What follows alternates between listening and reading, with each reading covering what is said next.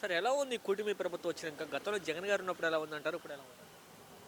గతంలో జగన్ గారు ఉన్నప్పుడు ప్రతి ఒక్కరు కూడా చాలా ఆనందంగా ఆ, ఇలాంటి ప్రభుత్వం మళ్ళా చూడాలనుకుంటే కొన్ని అనివార్య కారణాల వల్ల, కొన్ని దుష్టశక్తుల వల్ల, కొన్ని ఈవీఎంలు ట్యాంపరింగ్ కావచ్చు, ఇంకొకటి కావచ్చు. దాదాపుగా నేను నలుగురు సీఎంలు మారేంత వరకు అంటే ఓటకు వచ్చినాక నలుగురు సీఎంలు మారినారు.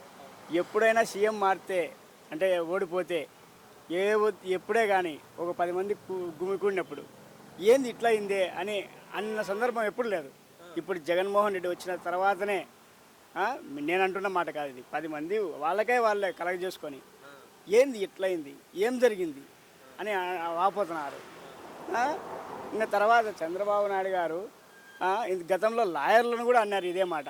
మీరు అన్నారు కదా డాక్టర్లను ఇట్లా ఒకటి చేస్తే ఒకటి చేస్తారు, బీసీలు లాయర్లు అట్లా గతంలో అన్నారు. ఇప్పుడు డాక్టర్లను అన్నాడు ఆయన.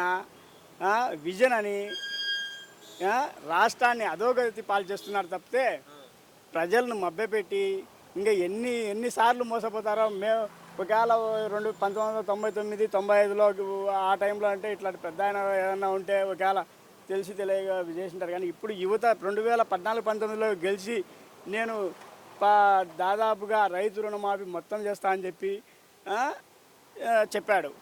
కానీ తర్వాత అధికారంలోకి వచ్చినాక రైతులకు కనీసం ఒక వెసులుబాటు ఇచ్చింటే సరిపోయిండేది. ఆయన బంగారు బ్యాంకులలో తాకట్టు పెట్టడం మొదలుపెట్టినప్పటి నుంచి దాదాపుగా 50 సంవత్సరాల కాలంలో ఏ వద్దే కానీ రైతు లోన్ రెన్యువల్ చేసుకోకుండా ఉండడంతో చాలామంది ఆ బంగారు కోల్పోయారు. మొత్తం రుణమాఫీ చేస్తా అన్నాడు, దాన్ని 1,50,000 కుదించినాడు.